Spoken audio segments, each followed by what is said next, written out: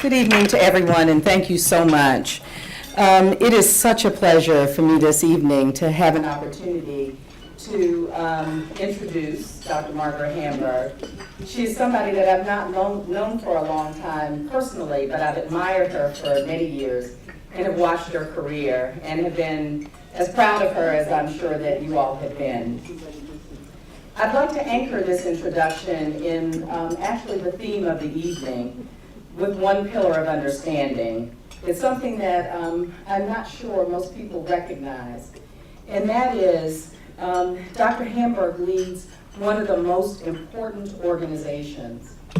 And I do believe that you understand that part. What you may not know is that this is really an underappreciated asset in terms of foreign policy.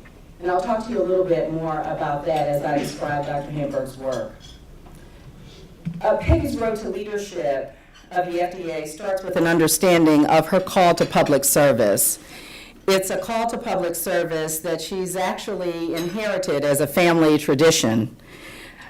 It was a call that was answered profoundly by her parents, Drs. Beatrice and David Hamburg, and I just had a wonderful opportunity to hear how Dr. Hamburg's career evolved and how he met the call for public service.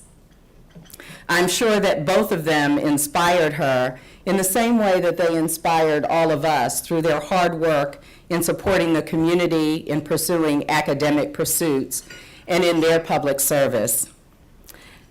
Dr. Beatrice Hamburg was the first African-American woman to attend Vassar and the first to earn her medical degree at Yale. Dr. David Hamburg, whom we are privileged to have with us tonight as well, and I'd like to recognize both of them now.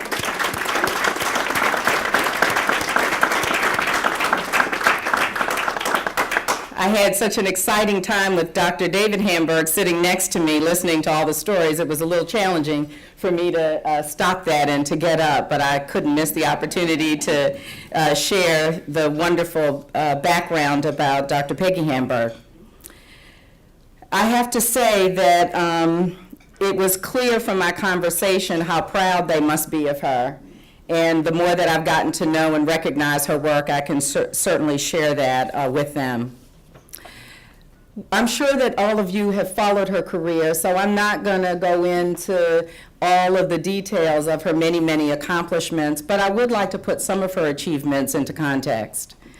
When tuberculosis threatened to make a comeback in New York City, Peggy's leadership cut the rate of TB in New York by nearly half. She stopped dead in its tracks the danger of a new, more virulent, more drug-resistant strain of TB. And I'm sure that the many lives that she saved through that effort here in New York appreciate her work and her will. Throughout her career, Peggy has rushed into the lead wherever the need has been greatest. In advancing urban health in the 1980s, in combating AIDS and HIV in the 1990s, and during this difficult decade, in showing how America must take most seriously the bioterrorist threat. This year, Peggy has taken on her greatest challenge of all, to lead an agency that is both the first line of defense for Americans and increasingly for the world. It speaks volumes that many nations consider the FDA to be the gold standard. Well, let's make that the platinum standard in food and in drug safety, and that dozens of nations simply adopt and accept not just the guidances of the FDA, but their decisions as well. The aura of FDA approval can't be underestimated. FDA certified quality and safety gives the world faith in the integrity of foods that we export and medicines that we invent. And still, Peggy is restless, so she's expanding new programs to tackle tobacco, strengthen food safety, prevent foodborne illnesses, and to defend the food distribution system from those who may want to do harm to us. All of this on a budget that's far less than 1 cent of every federal tax dollar. Many could take lessons from her fine use of the tax dollar. There's no question that Peggy has a huge challenge ahead of her, but she succeeded in everything else that she's done, and she will succeed here as well. She's the right person with the right knowledge and the right experience in the right place at the right time. She's shown through her dedication to global health, her stance on protecting the world from terrorism, and her mission to keep the FDA the premier regulatory agency in the world, why she is most worthy of this distinguished award. It's my pleasure now to ask Peggy to join me here and to ask her father, Dr. David Hamburg, to present her with the Medal of the Foreign Policy Association. Ladies and gentlemen, the Doctors Hamburg.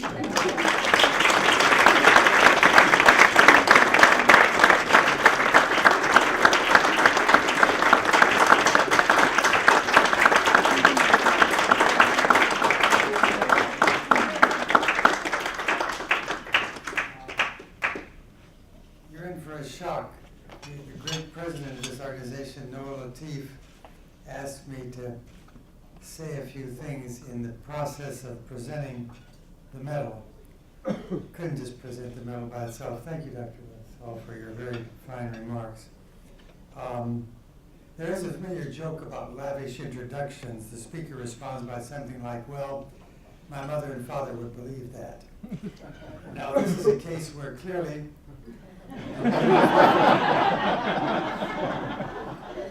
where parents do believe it. What I'm allowed to say, and a lot more besides. I just take a few minutes. I want to bring a few themes that are not obvious.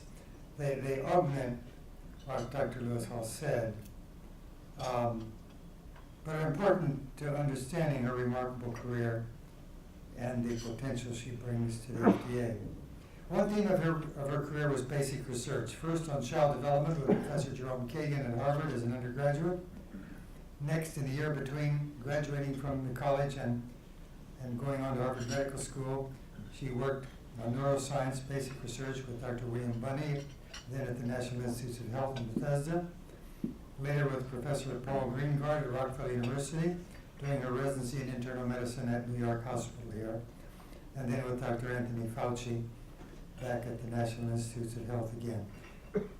The next theme was clinical medicine, starting with patient care while a student in the clinical years at Harvard Medical School, followed by medical residency in New York Hospital, where, among other things, she took care of patients who had some peculiar and alarming phenomena that nobody understood. It turned out to be AIDS, but there was no AIDS disease at that time. And I remember making frantic calls to try to understand what in the world was our little girl being exposed to over there.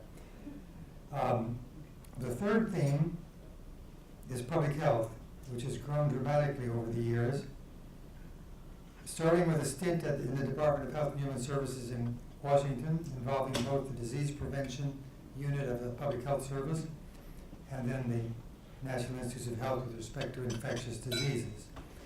So the prevention public health theme came in there.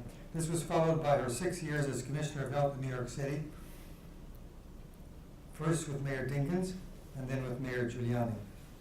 She made extraordinary accomplishments, as you've heard, in such fields as medically resistant tuberculosis and childhood immunization and food safety and much else.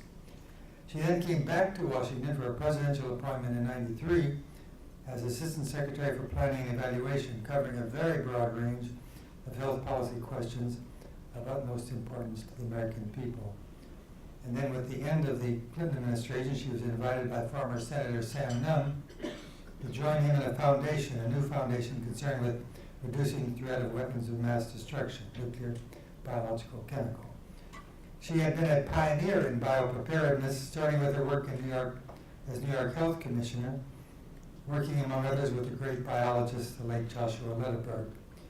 In recent years, she was Vice President for Biological Affairs of the Nuclear Threat Initiative and one of the authentic world pioneers in biopreparedness, both for naturally occurring infections and for man-made ones. So, the theme of public health, strong and growing throughout her career, manifested in various ways.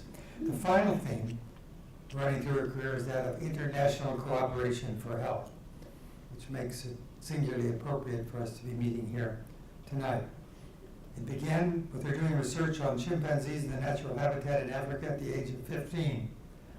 Then, most of a year at the World Health Organization in the middle of her collegiate years to get a worldwide perspective of what was needed and what could be done for public health. In recent years, she's been chairman of the board on global health at the National Academy of Sciences, and in the short time she's been at the FDA, she has made significant connections with FDA equivalent institutions in the world's major democracies in the spirit of mutual aid that goes beyond any such cooperative efforts in the past, a very short time. So she brings to her present position an extraordinarily broad interdisciplinary and international background in basic research, clinical medicine, public health, and international relations. This scope is nearly unique in her field and ideally suited to head the large, complex, and difficult agency, the FDA, and to extend its reach on a scientific basis in an era of globalization. Thus, she is superbly qualified for the wonderful honor bestowed upon her by the Foreign Policy Association, which is, by the way, one of the world's truly great international organizations. I've had the privilege of being associated with it for some years, and this is an organization that serves a highly significant function in the education of the American people about the world in which we live. I personally think it does a better job of that than any other organization that I know. I'm deeply grateful to Mary Belknap, the chairman of the board and the entire board of the FPA, as well as to its great president, Noel Latif, for the FPA's superb achievements, and of course for this wonderfully appropriate award tonight, which it is now my privilege to present.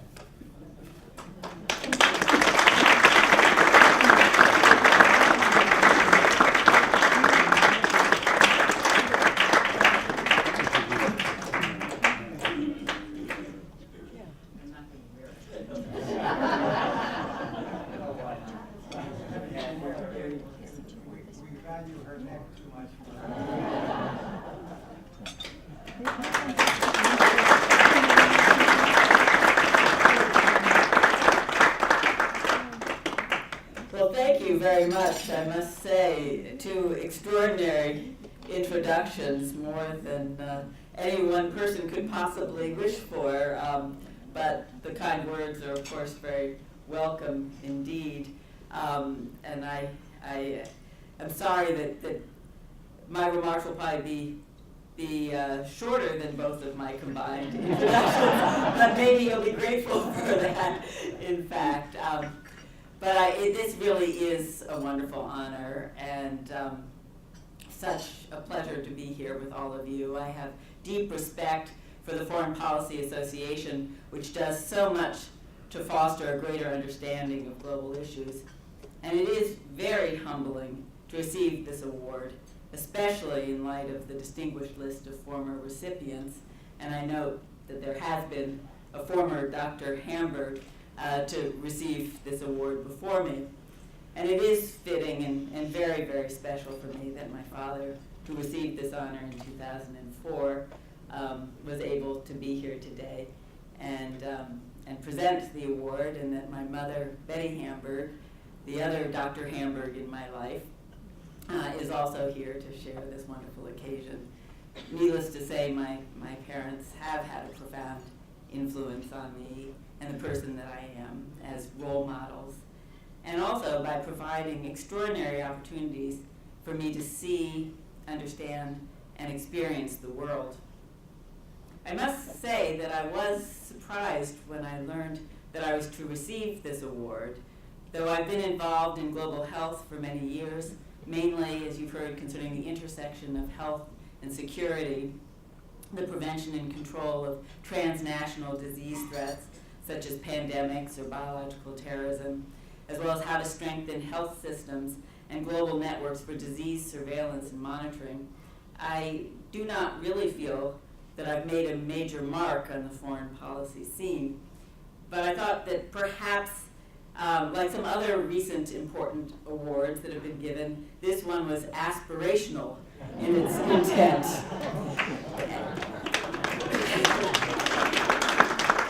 And So as I take on my new role as Commissioner of the Food and Drugs Administration, I certainly do have a very international vision because, as you all well know, we live in a global world.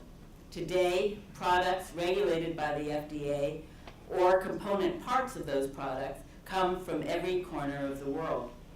We can no longer believe that we can address our responsibilities for protecting the health of the American public by focusing mainly on domestic concerns and dealing with imports through limited border inspections of what comes in. The task is too complex and too enormous. Consider that FDA is now responsible for regulating products from some 200 countries around the world, coming from some 825,000 producers and importers at a minimum, through over 300 U.S. ports of entry. Over 70% of the seafood that we eat in this country and some 30% of the fruits and vegetables come from outside the United States. 75% of the aspirin sold and used in this country comes from China. And 80% of the active pharmaceutical ingredients contained in drugs manufactured in the U.S. are actually produced and imported in from other countries. So you can see the challenge is daunting. When President Obama announced my nomination to be FDA Commissioner, he said that while America is a nation built on the strength of individual initiative, there are certain things that we can't do on our own. There are certain arenas in which government has a special responsibility and role to play. But to be truly effective in today's interconnected, interdependent world, we need to recognize that public health protection is, in fact, a shared responsibility of all governments. That's why I believe that the FDA must engage bilaterally and multilaterally to work with countries throughout the world, to share scientific and technical expertise, to harmonize international standards for safe food, drugs, and medical products, and very importantly, to build capacity so that they can produce food and commodities that are safe, wholesome, and meet international safety standards, both for their own domestic consumption and for export to other countries. This is surely in America's vested interest, but it will have broader benefits for public health and economic development within those countries. Speaking more broadly, I'm quite convinced that we need more emphasis on health as a foreign policy concern, both as the focus of international efforts and as a tool of diplomacy. The United States has a vital interest in global health that is rooted in practical necessity and humanitarian traditions. The complex problem of direct and indirect threats to health security of U.S. populations and people around the globe is influenced by the state of health in developing countries, the risk of disease spread into this country, the reality of emerging new infectious disease processes like SARS, or as we are experiencing now, a pandemic flu, and the growing possibility that biological agents might be deliberately used to do harm. The serious economic consequences of global disease are increasingly well recognized, as well as the ability of disease to destabilize populations, undermine confidence in government, and trigger conflict and unrest. We should recognize that health, both the health status of individuals and populations, is a key building block to well-being, prosperity, and productivity in any society. International collaborative health programs can serve as a valuable pathway to new optimism and opportunity in communities impoverished of hope, as well as a bridge to new trust and partnership among communities or nations formerly at odds with each other. We can and should use health programs as a vehicle to improve the common good and to demonstrate, building on our country's enormous strengths in science and medicine, our goodwill and concern for others around the world. This is a critical time to use health as a tool in foreign policy. In this modern era, investments in health are no longer only a matter of protecting Americans' health from overseas threats or enhancing U.S. interests, economic and other. Health is in fact a highly valuable, visible, and concrete investment that has the power to save lives, promote peace, and enhance U.S. credibility in the eyes of the world. In an international community torn by economic, ethnic, religious, and cultural divisions, health remains one of the few truly universal values. Yet, as a relative newcomer to the world of international relations, foreign policy, development, and international security, I've been surprised by how often health is left out of the conversation in important ways. For example, health is widely understood to be a goal of development, an important outcome of development aid. Yet it's only recently that the importance of health in promoting economic development and poverty reduction has begun to be appreciated. It's widely recognized that health, or rather disease, disability, and death, is an outcome of war and violent conflict, yet the potential importance of investing in health and health programs to help reduce conditions that may foster conflict, violence, and war has not been adequately explored. In addressing the threat of terrorism, the 9/11 Commission and others have looked at the causes and conditions that may foster terrorism and allow it to take hold. An array of factors have been cited. The 9/11 Commission, for example, outlined a quote-unquote agenda of opportunity to make a difference in changing the environment in which terrorism breeds, noting such things as education, social programs, and institution building, all good things, of course, but they forgot about health. Certainly, a lot of different strategies and domains of professional activity will have to be brought to bear if we're to make a difference in responding to the many foreign policy challenges that confront us. But as a health professional, I have a certain bias. In our complex world, I think health may have a very special role to play as a mechanism for action and a tool of diplomacy.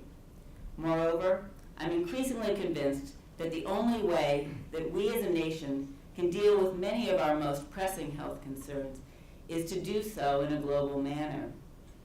Becoming the leader of the regulatory agency that has the responsibility for safeguarding Americans from contaminated food and unsafe drugs and medical products, this has reinforced my fundamental belief that public health protection is truly a global endeavor. Whether we're talking about foodborne illness, or contaminated drugs, or the path of a novel influenza virus, what we are really talking about is the myriad ways in which we are all connected to one another, how the health of all nations is inextricably linked. So I'm committed to leading an FDA that will take a global approach, working closely with other governments and with partners in foreign policy and international relations, commerce, and economic development to maximize benefits for all. As I embark on this path, it is especially meaningful to get this recognition and this vote of support. So I thank you so much for this award and for your attention this evening.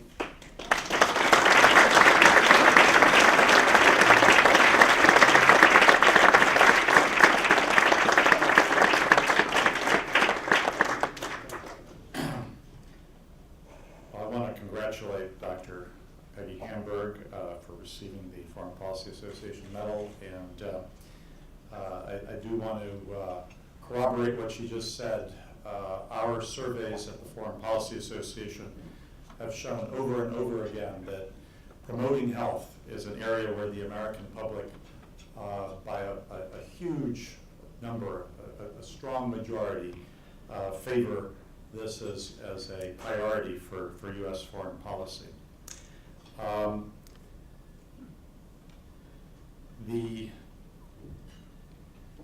Dr. David and Betty Hamburg, a couple of years ago, wrote a wonderful book entitled Learning to Live Together, Preventing Hatred and Violence in Child and Adolescent Development.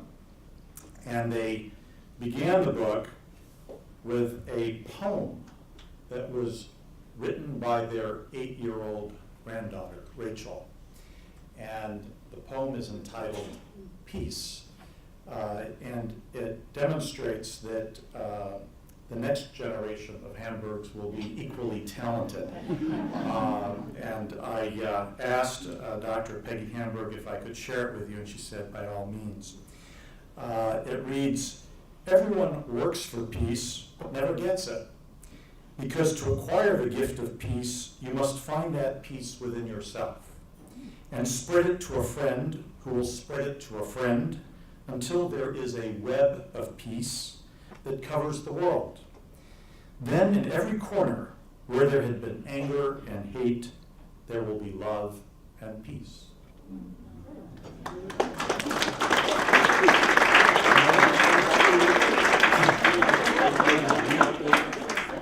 I'd like to think that we contributed to that web of peace this evening.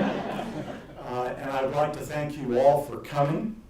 And I would be remiss if I did not thank our corporate sponsors, Pfizer, Novartis, and Forest Laboratories, for their support.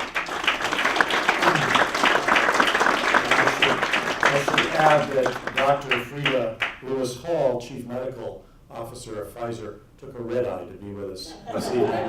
We're most appreciative. Thank you all for coming. Good night.